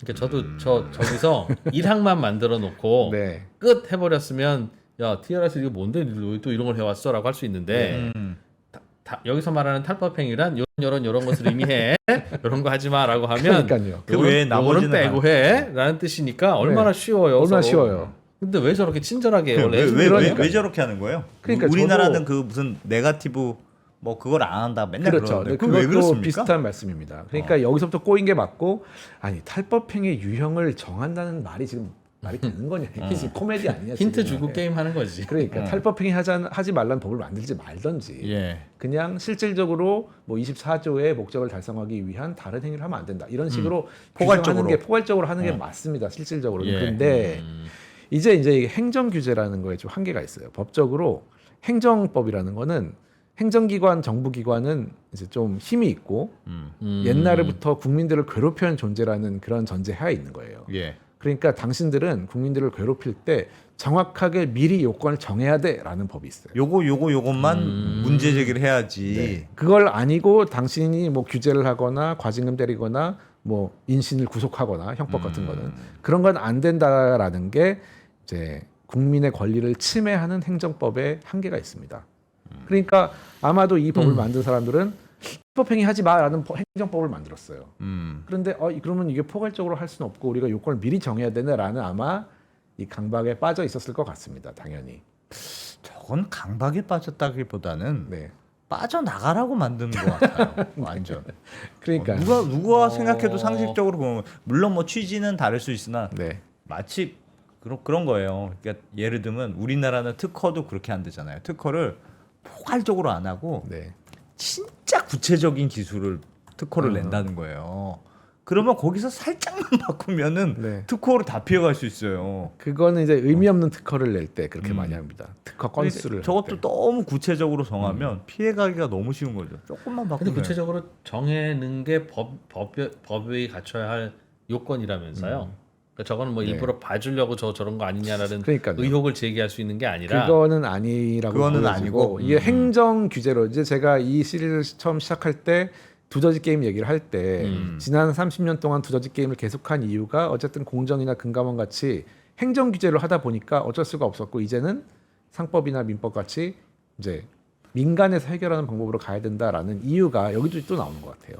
행정 규제. 행정 규제로 하면은 한계다. 여러 가지로 한계가 있고 이거를 만약에 그냥 일반 민사로 하면은 이것 때문에 목적을 달성했으니까 이거는 안 됩니다라고 충분히 할 수 있거든요. 자, 이게 그래서 어려운 문제가 하나 있고 다시 이제 이 길의 문제로 계속 가요. 지금 보니까 네. 이것도 TRS, PRS 근데 이게 사실 TRS 이미 대법원 판결이 있어요. 아까 이제 말씀드린 이게 2023년에 나왔던 그 전에 한 20년을 끌었던 이제 현대 엘리베이터 사건입니다. 이때는 현대 엘리베이터의 이제 이사라고 생각을 해보시면은 현대 엘리베이터의 이사가 현대 상선이라는 회사를 자회사로 두고 있었어요. 네. 그런데 현대 엘리베이터 혼자서는 지분율이 좀 부족했어요. 그리고 이게 범현대가 다른 회사들의 합계가 꽤 높았습니다. 예. 38%로. 그러니까 이때 현대 엘리베이터가 이게 현대 그룹이었고 현대 상선의 경영권을 유지를 하기 위해서 국내외 FI들한테 TRS 계약을 통해 가지고 주식을 사게 만들었어요. 예. 네. 예. 그때도 똑같았습니다. 거의. 주식을 현대 상선의 주식을 좀 사시오. 대신 거기에 대한 주가가 왔다 갔다 하면은 내가 보전해 주겠다. 사실상 내가 대출해 준 거나 마찬가지. 네네. 그러니까 이렇게 해가지고 42% 만들어서 경영권을 유지하고 있었어요. 예. 그런데 이때 이런 이제 법원의 사건이 실제로 이제 질문이 나온 건데 현대 상선이라는 회사를 현대 엘리베이터가 자회사로 갖고 있는 게 현대 엘리베이터의 이익인가 아니면은 그룹이나 지배주주 이익인가 물어본 거죠 판사님이. 뭔가요? 지배주주에 직화시켜서 물론 현대 엘리베이터 입장에서 우리 입장에서도 그건 마치 주한미군이 미국 조차고 있는 거냐 한국을 위해 있는 거냐라는 그런 질문과 같습니다. 아니 합리적인 답변이 꽤 나왔습니다. 현대 엘리베이터 입장에서는 나도 우리도 좋을 줄 알고 그랬어요. 좋은 게 있을 수 있어요. 너무 라고 이렇게 했겠지. 있지. 그리고 네. 삐딱하게 뭐 보시면 안 됩니다. 있을 수도 있을 수 있고. 있습니다. 그럼. 그렇지만 실질은 위에서 시킨 거로 아니, 위에서 시킨 거지만 위에서 꼭 뭐 나쁘게 시킬 거라는 것도 강박이고 고정관념이죠. 그러니까요. 이익이 있을 수 위에서 있습니다. 시키는 거 엘리베이터 다 이사님들 두 분이라고 생각했을 때 상선이 엄청 크고 좋은 회사에 매출도 많이 나고 예. 이익도 날 때 되게 많이 나거든요. 지금 HMM이에요, 사실은. 그렇죠? 아니 근데 예. 이 회사를 갖고 있는 자회사를 갖고 있어 뭐가 좋을까요? 현대 엘리베이터를 갖고 있으면 현대 엘리베이터 입장에서 상선을 갖고 있으면 상선을 갖고 돈을 있으면 잘 버는 회사. 상선을 자회사로 뭐 이제 엘리베이터도 좋은 거죠, 뭐. 뭐가 좋은가요? 돈잘 엘리베이터는 건설 경기와 그 갖는 사이클을 갖는데 그 상선의 사이클이 뭐 건설 경기의 사이클과 뭐 완전히 달라서 포트폴리오가 그 절연되는 포트폴리오가 되는 건 아니지만 뭐 넓은 의미의 다각화죠. 사업 다각화. 아실만한 분이 그걸 자꾸 하세요. 아니 몇 개 더 창의적인 사실 답변이 있어서 또 창의적으로 또 네, 또 있습니다. 실제 소송에 그거에 나왔던 대해서 답변입니다. 네. 현대 엘리베이터 이걸 물어본 거예요. 아니 현대 엘리베이터 이사니까 당신은 뭐가 좋냐? 뭐가 좋아서 이걸 유지하려고 TRS라고 저렇게 한 돈을 썼냐? 수천억짜리 상선. 파생 상품 계약을 했느냐 물어본 거죠. 당신은 아니 왜? 그럼 밑에 자회사로 있으면 거기 실적이 반영이 좀 될 거 아닙니까? 그쵸, 뭐 그쵸. 재무제표에. 네, 그래, 지분법 이익으로 내 실적이 좋아지는 거야. 실적이 좋은 회사 좋아집니다. 가지고 있으면. 그렇죠. 꼭 그렇습니다. 자회사가 어떤 사업적 시너지가 있어야 된다는 것도 네. 강박입니다. 네. 재무제표상 야, 좋은 회사 있으면 가지고 그럼. 있으면 좋죠 뭐. 구글이 석탄광에 투자할 수도 있지. 근데 여기 보면 23%를 갖고 있기 때문에 안 그래도 지분법으로 들어올 것 같은데 왜 굳이 10몇 프로를 더 더 가지고 해가지고 있었느냐? TRS를 왜 했습니까? 그러고 판사가 물어보면 물어봅니다. 물어봤습니다. 실제로. 답변하세요. 판사님 그거 주식 투자하다 보면 물을 타야 될 때도 있고 불을 타야 될 때도 있는 겁니다. 이게 물인지 물인지 모르지만 불탄 거다.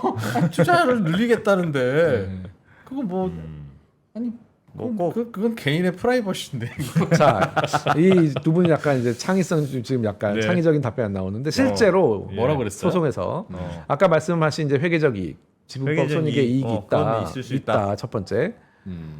이 얘기를 했어요. 아니 많이 우리가 갖고 있어야 경영권 프리미엄 경영권 1대 주주가 되지 않으면은 23.7% 이거 팔 때 프리미엄을 못 받아요. 왜 일대주가 돼야 되느냐에 1대 주 대해서. 같이 팔아야지만 이 경영권 프리미엄 받을 수 있어요.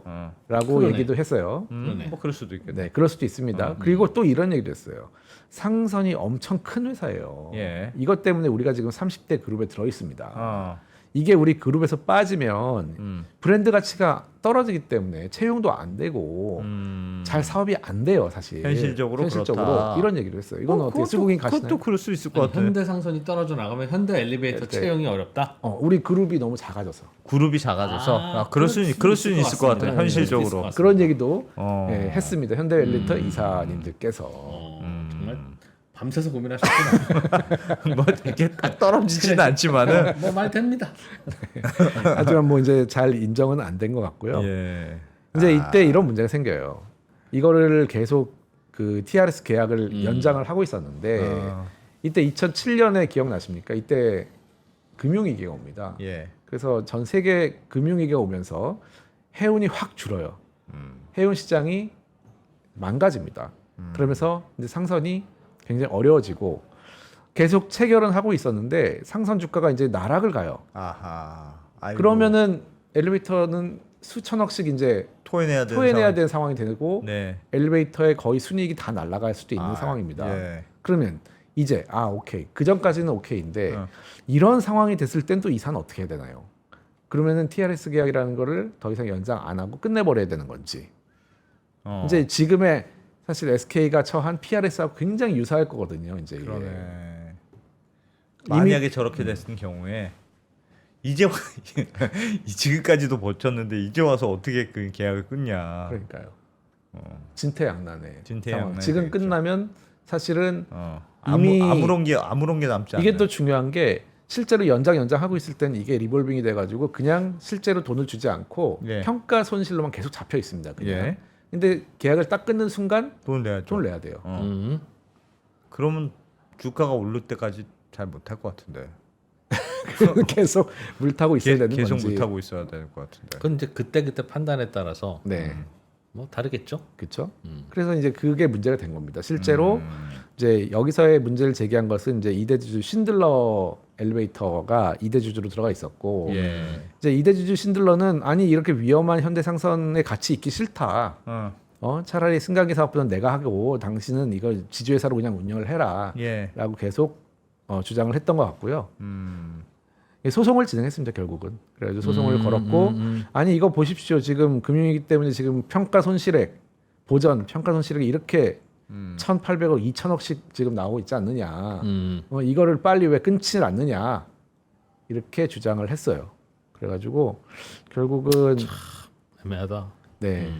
결국은 한 7천억 정도 이제 갚아내라고 회사가 왜냐하면 그만큼 이 현대상선 주가 떨어진 거를 개워냈거든요, 실제로. 그래가지고 이거에 대해서 이 결정한 이사들 그리고 지배주주 현정은 회장이 이거를 갚아라 회사에. 그래서 2014년에 시작돼서 23년에 이제 10년 걸렸네요. 거의 야. 10년 동안 소송을 해가지고 1,700억 배상하라는 판결이 나왔습니다. 야. 근데 이게 우리나라의 그룹에서 회사의 이익과 그룹의 이익을 판단한 굉장히 중요한 판결이 나왔어요. 대법원 판결이 났네요. 났습니다. 그래서 아까 이제 처음에 말씀드린 그 요지인데 결국은 이렇게 쭉 이제 복잡하게 돼 있습니다. 예. 근데 대법원의 논리는 뭐였어요? 저렇게 현대상선이 우리에겐 필요해서 우리가 투자한 겁니다. 네. 라는 논리를 어떤 그거를 걸로 이제 깼습니까? 법원이 사실은 뭐 내가 어떻게 하라는 거는 사실은 그런 판단하지 않았고요. 이제 이렇게 했어요. 이사들이 일단 두 가지인데 첫 번째로는 당신이 그룹의 이익을 생각할 사람은 아니다. 당신은 정말 그 회사 법인의 이익만으로 판단하는 게 맞다. 근데 법인이 만약에 TRS라는 이익이 있을 수 있다고 봤어요. 실제로 현대상선이라는 회사에 주가가 오르면 되니까요. TRS라는 걸 체결해가지고 뭔가 경영권의 이익이 있을 수 있는데 그렇다면 현대상선이 잘 될 것만 볼 게 아니고 망하거나 안 될 때까지 리스크 판단 다 해야 된다. 왜냐하면 그 당시에는 뭐 당연히 그렇겠죠. 그건 당연히 근데 그렇죠. 아까 예. 맨 처음에 이제 말씀하신 것처럼 SK1 잘 될 거예요. 하고 지금 체결하고 있단 말이에요. PRS를. 아니 이런 거예요. 그러니까 모든 의사결정은 잘 될지 리스크를 안고 이제 결정을 하는 잘 될 건데. 가능성이 더 많다고 보고 리스크도 있지만 결정을 한 거죠. 그러니까 예를 들면 이런 경우에는 그러니까 모든 판단 뭐 진짜 내가 회장님 지시가 없이 내가 혼자 생각하도 할 수는 있잖아요. 근데 그런 의사결정의 프로세스가 없었어. 그런 걸 중요합니다. 문제 제기를 하는 건가요? 맞습니다. 그러니까 아닌 것 같은데 저걸로는 야, 프로세스가 없었으면 문제는 될 것 같아요. 프로세스를 중시했어요. 왜냐하면 대법원 네, 판결은 이 대법원 판결은 상선이라는 그 업이 해운업이라는 것이 경기를 굉장히 타는데 혹시라도 기존의 이 경기 사이클을 볼 때에도 주가가 굉장히 왔다 갔다 하는 변이 있었는데 당신들이 TRS라는 계약을 체결하고 유지를 할 때 보면은 보고 자료가 이제 다 증거로 나왔죠. 예. 이거 뭐 잘 된다는 얘기밖에 없네. 안 된다는 얘기는 이 판단할 때 전혀 올라와 있지가 않네. 이걸 할까요 말까요라고 네. 하는 거에서 네. 무슨 결제 서류가 올라갔고 이사회에서 무슨 토론했어. 네. 그걸 라고 할 봤는데 때 내부적으로도 리스크에 그렇고 대해서 리스크에 대해서 전혀 논의한 기록이 없다. 그거는 배입니다. 바보들 논의한 기록을 만들어 놨어야지. 그럼에도 불구하고 그건 잘못했네. 우리는 잘 될 것 같아. 이렇게 생각해야지. 뭐 그럴 수도 있겠죠. 네. 저거는 잘못했죠. 네. 저거는. 그러니까 그냥 눈 가리고 아웅의 회의를 했다는 뜻이잖아요. 그러니까 우리나라의 말 그대로. 많은 사실 이사회가 안타깝게도 이사회에서 충실하게 뭔가를 논의하는 분위기가 잘 안 되잖아요. 예. 그래서 그 이사회에서도 만약에 이 회사 우리가 신용을 계속 공여해야 되는 자회사에 대한 위험을 충분히 논의를 하고 예. 그 다음에 합리적으로 판단을 해가지고 한다면 그거는 이제 경영 판단의 원칙이 맞습니다. 근데 이제 그것조차도 안 했기 때문에 이 사건은 문제였고 그렇다면은 과연 배터리는 이제 어떻게 되냐 이거죠. 그 배터리는 저 판결이 있으니까 나름대로 보고서도 열심히 맞추고 리스크는 뭐고 잘 됐을 때 뭐고 그래서 우리가 근데 공시 자료에는 없더라고요. 내부 자료 만들었겠지. 의사록에 좀 있어야 될 것 같은데. 저 당시에는 아마도 저의 추측도 네. 야 현대상선을 어떻게 우리가 버려? 현정훈 회장님 저 눈물 흘리시는 거 봐라 등등 해서 안 하는 거는 생각도 안 하고 했을 것 같아요. 저도 개인적으로는 뭐 뻔하죠. 뻔하죠. 그러나 이제 예를 들면 근데 저거를 할 때 야 니네는 왜 리스크에 대해서는 생각을 안 했어라고 그 당시에는 그런 분위기였으니까 그런 특집이라도 잡아서 대법원이 판결을 했지. 이제는 저런 결정할 때마다 당연히 이사회 회의록은 요즘에 이제 균형을 좀 맞춰야 된다. 요즘 트렌드래. 그럼 맞춰놓고 똑같은 결정을 하면 저거 어떻게 하려 그러냐. 법원에서는 사실은 더 이상 판단 못 할 수도 있겠죠. 판단 못 할 수 있어. 법원이 판단 못하는 걸 누가 하겠습니까? 네. 그러니까 제 수긍하지 생각에는 않는 소송인데. 물론 피해갈 수는 있어요. 그러니까 그렇게 만들고 우리는 냉정하게 따져서 했어요라고 했지만 그럼에도 불구하고 그래도 그런 것도 없으면 진짜 문제다라고 그러니까요. 최소한은 해야지. 그러니까 아주 최소한인 건데. 아주 최소한의 문제 저거는 제기를 한 그래서 거죠. 야, 니네는 아예 형식 요건도 안 갖췄구나. 라고 이제 한 거니까 서류 저 다시 막- 갖고 오세요 한 거니까 저 할 말- 판단은 할 말이 그럴 수 없는 있는데 거고. 저거 형식 요건 갖췄으면 어떻게 할 뻔했느냐는 형식을 거죠. 그럼 떠나가지고 이 배터리 저는 전문가가 아니라서 음. 어떤가요? 앞으로 산업 정말 근데 매우 괜찮은가요? 어려워요. 그러니까 어렵죠? 예를 들면 배터리 배터리도 다 사람마다 예상이 다르고 이거를 진짜 망치려고 했어. 너는 망치려고 지금 한 거야라고 경영 판단을 판단하기가 아니겠죠. 쉽지 않을 것 그럼요. 같아요. 그러니까 이게 음. 그 어려운 판단을 사실은 어렵고 사실은 이제 아까 이 프로님 말씀하신 채무보증 하지 마라 이 법이 왜 나왔냐 이거는 그 지난 1997년 IMF 사태의 사실은 교훈이에요 우리. 그렇긴 하죠. 그렇죠. 이것 때문에 생긴 법이에요, 사실. 예전에 그 당시까지는 너무 서로 다 보증하고 해주다가. 뭉쳐 있다가 다 망할 뻔하지 않았느냐 지금. 그러니까 하지 말아라는 게 그 당시에 이제 교훈이었는데 예. 한 20 몇 년 지나다 보니까 이게 굉장히 흐려지고 지금 점점. 그러니까 대놓고 이 선단식 경영을 다시 하는 분위기가 지금 다시 형성이 되고 있다는 게 물론 대박을 쫓는 그것도 맞겠지만은 리스크의 관점에서 리스크 관리가 점점 좀 안 되고 있는 지금 있는 거 아니냐? 분위기가 있습니다 분명히. 그 서로 양날인데요. 네. 그 저 당시에는 야 어제 우리 IMF 맞았다. 보니까 다 망했네. 왜 그러냐? 했더니 채무보증했기 때문에 그랬다고. 야 채무보증 이제 금지야라고 하면 그렇지 채무보증 하지 말아야지라는 생각이 들 텐데 옛날에 예를 들면 할아버지가 대출 받아서 빌라 샀다가 깡통되는 바람에 파산하셨다. 그래서 앞으로 우리 후손들은 대대손손 빚내서 집 사지 마라. 라고 하면 그 룰이 맞느냐는 거죠. 뭐 이제 어느 정도는 흐려지겠죠 점점. 그러니까 그 항상 모든 사업의 결정은 리스크와 개인이 있는 건데 맞습니다. 어떤 일의 결과로 나쁜 결과가 왔다고 해서 다시는 리스크지지 마라고 하는 룰을 만드는 것 자체가 오래 갈 수 없는 룰이다. 자, 라는 너무 거죠. 좋은 말씀을 해주신 것 같고 그래가지고 사실은 그거는 사실 판단의 영역인 것 같아요. 근데 지금 이제 우리 시장의 관점에서 보면은 다시 이제 SK 그룹의 이제 그 그룹 계열사를 쫙 펼쳐봤습니다. 예. 펼쳐 보니까 이렇게 해가지고 이쪽에서 지금 막 벌어지고 있어요. 지금 예. PRS고 뭐고 예. 지금 이제 하이닉스 왼쪽으로 오른쪽에 있는 계열사들은 아직은 이제 무풍지대죠. 근데 여기서는 뭔가 현금이 다 이렇게 온으로 다 가고 있단 말이에요. 지금 실제로는 이렇게 된 것도 아니고 이렇게 이제 하나니까 결국은 이쪽에서 뭔가 막 벌어지고 있어요. 예. 그래서 리스크 판단을 어떻게 하고 있는지는 사실 이 회사들의 문제겠죠. 그렇겠죠. 그래서 이제 뭐 몇 조씩 이제 계속 투입이 되고 있는데 걱정은 됩니다. 사실은 걱정이 되고 사실은 이게 빨간색이 아니기 때문에 더 문제예요. 빨간색이 아니고 노란색 주주가 훨씬 다수이기 때문에 이쪽에 걸려 있는 주주들은 사실은 이거 동의하지 않는 주주는 다 나왔겠죠 이미. 그러니까 다 빠져 나와요 사실은. 빨간색은 빨간색은 이제 그 빨간색은 대주주. SK SK의 지배주주들이고 네, 노란색이 이제 일반 주주를 주주. 표시한 건데 대부분의 계열사가 다 일반 주주가 훨씬 많기 때문에 이제 여기에서 막 지원을 하고 있는 곳은 분명히 물론 이사회가 결정을 하고 있지만 주주 입장에서는 의사결정에는 관여할 수가 없기 때문에 마음에 안 들면 다 팔았겠죠. 그러면서 아마도 여긴 디스카운트가 많이 발생하고 있을 걸로 보이고요. 그러니까 저게 일반 주주를 위한 과연 의사결정이냐. 물론 그거는 뭐 리스크를 테이킹하느냐, 뭐 할수 모험적인 있어. 판단하느냐 그런 거죠. 할 수 있습니다. 그럴 하지만 수는 있으나 적어도 여기서는 위험해질수록 점점 여기는 주주가 가지 않을 것이다. 투자하지 않는 상황일 것이고요.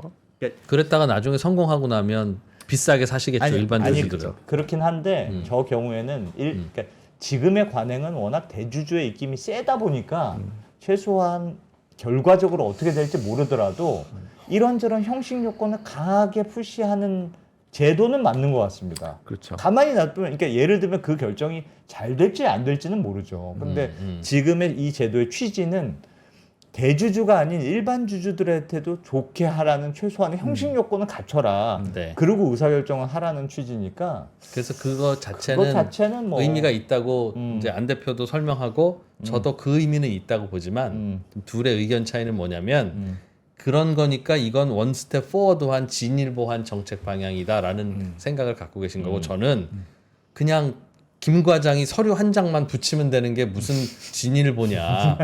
이거 리스크는 이거고 개인은 이거지만 심사숙고한 끝에 개인이 좀 더 크다고 판단했음.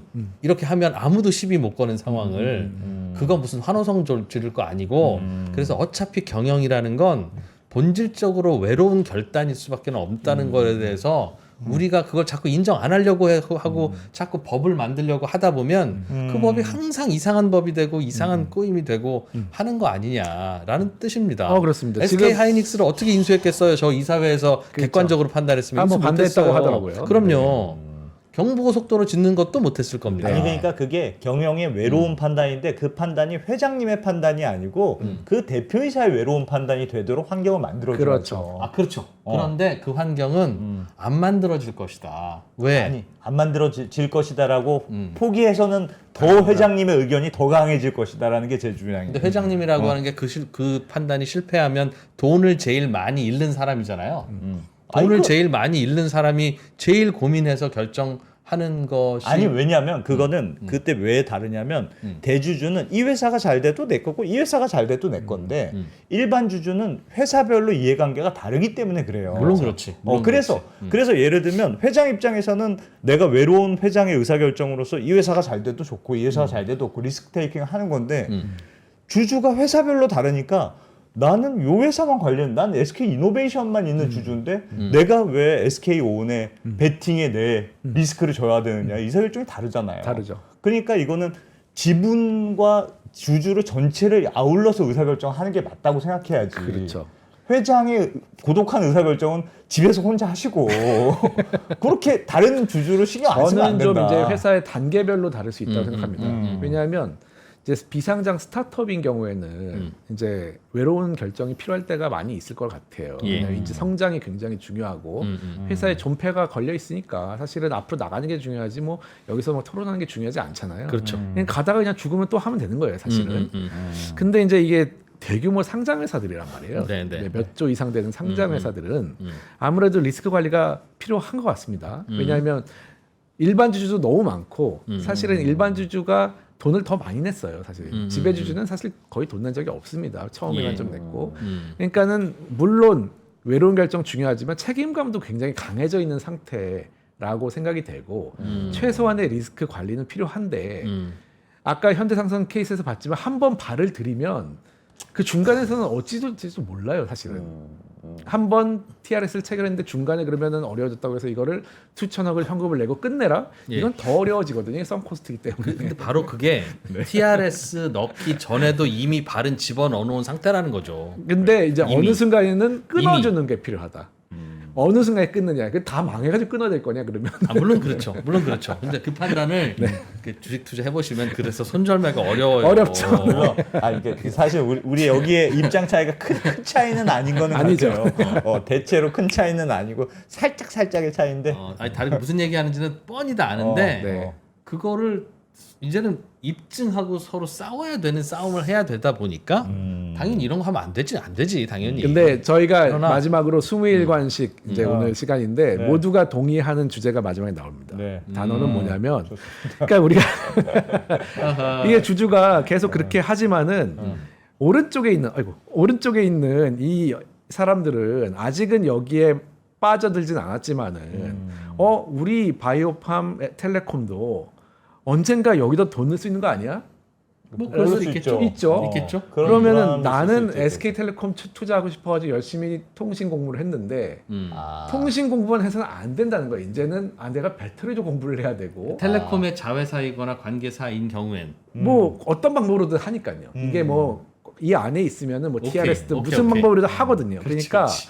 아니 이 한국 회사라는 거는 그룹으로 돼 있어가지고 이 그룹 중에 하나의 회사에만 투자를 하려고 해도 이 회사에 있는 다른 그룹에 있는 그룹 안에 다른 회사들의 사업을 또 다 알아야 돼. 그러니까 이게 얼마나 복잡하냐 이거야 지금. 그러니까 사실상 떨어져 있는 회사한테 마치 한 회사처럼 그렇죠. 돼 있는 거 아니냐. 그러니까 이게 투명하지도 않고 어떻게 돌아가지도 모르고 사실상 세 글자밖에 없고 법은 그러니까는 아예 몰라 그러면 안 해. 투자 안 해가 되는 가능성이 높을 거라고 저는 생각이 되고 잠재적으로 저런 리스크를 네. 그룹이라는 바꿀 수 이유라면 있으니. 가질 수 있으니까. 만약에 그룹인데도 채무보증 금지 이렇게 다 법인별로 떨어져 있고 만약에 지원을 하고 싶으면 굉장히 엄격한 요건으로 할 저거는 수도 있거든요. 반대로 SK라는 이름만 붙으면 어디든지 그래서 망하지는 않겠네. 형제들이 많아가지고 어려우면 도와주겠네. 그렇게 그렇죠. 생각할 수도 있잖아요. 그러니까 그거예요. 그냥 고만고만한 경쟁력은 다 갖출 수가 있지만 예. 이 중에 최고가 나오기는 좀 힘든 거예요. 왜 최고가 되려고 하면 야 내가 어떤 애가 이제 성적이 막 올라가가지고 5등 정도에서 1등 되고 싶은데 야 넌 5등 됐으니까 이제 저기 25등에도 좀 과외도 좀 하고 도와줘. 너 공부하지 말고 얘 좀 과외 좀 해. 막 그러면은 공부할 시간 없어지고 이제 1등은 되기는 좀 어렵다는 거죠. 근데 너도 그때 그 형이 공부해서 지금 1등 된 거잖아. 그렇죠. 그러니까 이제 고만고만한 5등, 10등짜리들이 양산되는 구조는 맞지만 그런 문제가 있겠네. 1등을 만드는 구조는 아닌 거 아니냐. 사실은 이제 1등이 프리미엄을 많이 받고 고부가가치 높은 시가총액을 형성하는 것 같은데 좀 아쉬운 면이 있고 코리아 디스카운트의 큰 그렇다. 원인인 것 같습니다. 계열사가 동원이 되니까. 네. 알겠습니다. 그래 동원이 되지. 동원이 되는 게 근데 이제 현실이고 동원된 건지 아니면 자발적인 결정인지를 진짜 속마음을 까디적어 봐야 알 수 있는 거라서 단결을 이게 해도 막기가 쉽지 않을 2% 것이다. 얘기처럼 쉽지는 않긴 네, 않을 네. 거예요. 사실 현실적으로는. 임파서블하다. 그렇죠. 음. 하지만은 이제 실질적인 검토도 좀 해주고 이미 발을 들이기 전에 신중하게 좀 해줬으면 좋겠다는 마음이 근본적으로 있습니다. 우리가 이른바 기업 집단이라고 하는 게 독특하게 존재하잖아요. 전 세계에서 네. 거의 유일할 만큼. 그게 기본적으로 출발의 문제네요. 네, 그게. 이종의 사업을 같은- 엄청나게 많이 하는 회사들이 모여 있다는 거 하나의 경제적 동일체로. 그래서 투자하기도 어렵죠, 사실은. 그리고 그 리스크 서로 이제 지원하고 하는 그런 거에 대한 리스크는 그 역사가 거꾸로 돌아가서 다시 리셋되지 않는 한 안 없어질 거 아닙니까? 그게 이제 법은 그걸 계속 없애고 싶어 했죠. 지난 2, 30년 동안. 근데 크게 개선된 것 같지는 않다. 어떤 방식으로든 하더라. 그리고 그게 이제 형식 논리로 보면 말이 안 되는 거니까 없애야 한다는 말씀도 100번 오르나 그 덕분에 우리나라가 다양한 산업들을 갖고 있는 현실일 수도 있잖아요. 그럴 수도 있죠. 웬만하면 한국은 재벌그룹이 시작한 사업은 성공할 때까지 포기가 안 해. 야, 쟤네는 진짜 안 되겠다. 야, 우리는 가자. 쟤 한국 들어왔어. 안 돼, 안 돼. 뭐 라든가 뭐 결과적으로 항상 성공하는 건 아니었겠지만 결국은 긴 시간으로 바라보고 강하게 투자할 수 있을 때 성공 가능성이 높아지는 거라서 그런 거잖아요. 네. 그러니까 그래서 미래는 어떻게 될까요? 그렇게 오늘의 안 돼- 주제 안- 이게 그게 연끌 배터리인데. 안정적으로 성장하는데 기여한 것 같기도 하고 만약에 그게 없었으면 다른 막 기회들이 있었을까 싶기도 하고. 그러니까 저도 기존의 개발도상국 시절에서는 음. 서로 십시일반하면서 도우면서 이제 새로운 산업을 하는 게 맞을 수도 있었다.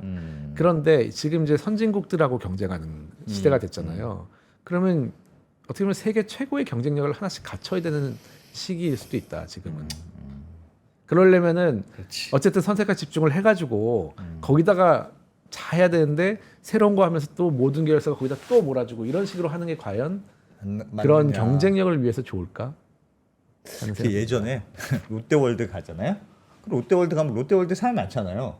롯데월드 사람 많은 옆에 롯데리아가 있고 그 옆에 롯데마트가 있어. 엔젤리너스 커피, 엔젤리너스 커피도 있고. 그러니까 그게 다 모여 있으니까 세븐일레븐. 뭐만 하나만 되면 그냥 대충 다 돼요. 그냥 뭐 이건 안 될 수가 없어. 롯데포인트 여기저기서 돈 써. 1등은 안 되더라도 대충 그냥 다 먹고 살더라고 그걸로. 그러니까요. 그러니까 그게 야 여기는 진짜 웬만하면 안 망하겠구나 그런 생각이 들던데. 그게 경쟁력을 오히려 갉아먹을 수도 있는 거예요. 치열하게 사업을 안 하기 때문에. 근데 뭐 이제 자기가 판단해서 자기가 망해먹는 자유까지도 있는 게 시장 경제니까 결정이 어떻게 할 수 있는데 다만 이렇게 끼어 있어서 디스카운트는 발생할 것 같습니다. 나도 그럴 수 주주고 있다. 그럴 수 대주주도 있겠네. 주주인데 나의 의사가 너무 무시되는 그건 좀 나도 외로운 결단 내리는 건데 그런 상황은 억울하긴 되게 억울하겠는데 그게 결국 다수결의 원리잖아요. 또 그게 근데 그런 경우에는 이제 투자를 안 하죠. 마음에 그렇죠. 안 들면 안 하기 때문에 주가가 떨어지는 거죠. 그러니까 우리나라의 이제 낮은 지금 밸류에이션에 약간 그것도 원인 중에 하나다. 하나일 것이다. 코리아 디스카운트 시리즈이기 때문에 또 고민해 볼 만한 주제네요. 고민이다. 이게 딱 정답이 명쾌하진 않지만 네. 그러니까 1960년 70년부터 미국식 자본주의를 했으면 지금 코스피 시가총액이 지금보다 컸겠냐 작았겠냐. 뭐 이제 그때는 너무 이제 후진국이었으니까 사실은 그러니까 뭐 회장님이 하라는 개발 대로 한 덕분도 있지 않을까 싶어서. 있겠죠. 네. 있을 텐데 지금의 이제 선진국이 된 이 대한민국 2025년에는 무엇이 필요한가를 과거가 똑같이 또 맞을 수는 없다. 생각해봐야 되는 거 네, 아니냐. 생각해봐야 될 것 같습니다. 근데 SK 이건 법으로 막을 방법은 없네요. 쭉 듣고 나니까.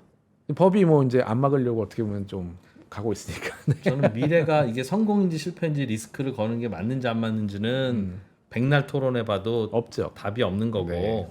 결정하는 과정에서 대주주의 지분과 소액주주의 지분이 최소한 그 지분율만큼은 똑같이 반영될 수 있어야 한다는 거에는 100% 동의하고 그래 돼야 되는데 지금 그래 되고 있잖니. 뭐 이사회에 이제 한 하고- 명이라도 들어가서 그렇죠. 이런 PRS 같은 거 하면 좀 이상한데요라는 말을 하는 네. 사람이 한 명이라도 좀 들어가면 그러니까 지금 상법 개정이 돼서 뭐 사회사도 좀 들어가고 말씀하신 감사도 들어가고 네. 그 의사결정에 참여하는 구조만 좀 만들어지면 뭐 좀 낫지 않을까. 그래도 지금은 뭐 말씀하신 그래도 것처럼 합리적으로 의사결정이 아무 말도 됐네. 못하고 할 가능성이 지금 높으니까. 그래서 속은 좀 시원할 텐데 결국 같은 결정 내리지 않을까 싶은 거죠. 이사회만 좀 시끌시끌하고 자 이제 충분히 토론하셨으니까 그럼 이제 그 뭐 표결로 하겠습니다. 어떻게 생각하세요? 뭐 그- 하다 보면 뭐 뭐 그렇더라도 그렇더라도 똑같은 결정 나오고. 그렇더라도 이제 그 과정에서 뭔가 같은 수치가 조정되든지 아니면 뭐가 빠지든지 이런 경우는 있을 수 있고 약간의 그래도 리스크는 관리가 되지 않을까. 그렇더라도 네. 최소한 너무 말도 안 되는 걸 네. 시키지는 그렇지. 않으려고. 거버넌스는 사실은 앞으로 나간다기보다는 하방을 막아주는 역할을 하는 거기 때문에 근데 저는 그 부분에 대해서 약간 회의적인 게요. 너무 말이 안 되는 결정은 막을 수 있지 않겠냐는 게 안 대표 안 기자의 생각이지만 너무 말이 안 되는 어떠한 사안이라는 건 대주주 입장에서는 엄청 절실하기 때문에 이거라도 갖고 온 겁니다. 그 어떤 것도. 그러니까 뭐 이런 말도 안 되는 짓을 하고 있어?라고 하는 안이 올라왔을 때는 그때는 저쪽 대주주 쪽도 이판사판인 거예요. 근데 평상시라면 이런 게 올라오지도 않아 사실은. 그러나 100개의 사안 중에 이거 3개는 진짜 이상하다라고 하면 이 3개는 좀 이상하지 않습니까?라고 하는 순간 너 나랑 싸우자는 거냐? 라고 하는 바로 그 사안일 거다. 그거 말고 뭐 싸울 일이 뭐가 있습니까 사실은. 그러니 그때 싸워봐야 된다는 거예요. 그때 싸웠는데 어차피 싸우고 나면 표결하게 될 거고 여야가 싸우듯 네. 결국 정권 잡은 사람 마음대로 법안은 다 가는 통과되고 거죠. 있잖아요. 가는 거죠. 지금. 가는 거죠. 그러니까 그게 기업에서도 결국은 똑같이 되지 않겠냐. 아니, 그러니까 결국은 똑같이 되더라도 아무런 견제 없이 그냥 똑같이 결정하는 것과 그래도 투명하게 공시하세요라고 하는 것과는 차이가 있을 것이다. 있죠. 저는 투명하지 않은 게 제일 문제입니다. 사실은 저도 오늘의 이제 사실상이라는 키워드는 이게 그러면 어떤 식으로 지금 돌아가는 건지 외부에 투자하려는 사람은 모르기 때문에 그냥 투자 안 하고 마는 그 현상이 있을 것이다라고 생각합니다. 여기까지. 토론이 네. 밑바닥까지 다 들어가 본 느낌이다. 네, 알겠습니다. 코리아 디스카운트 결국 이런 데서 온 거야. 조금씩 온 거다. 야, 코리아 디스카운트 장안의 화제 이 시리즈는 또 계속됩니다. 다음에는 어떤 회사가 또 네, 뭐, 재물이 됩니까? 아까 힌트 있었잖아. 1위, 2위 했으니까 3위. 3위가 어디? 현대차. 현대차. 야, 네, 현대차 떨고 있다. 네, 그려보겠습니다. 뭐가 있나? 자동차 잘 만드는데요. 요즘 애들. 네, 손준만 변호사님 고맙습니다. 네, 감사합니다.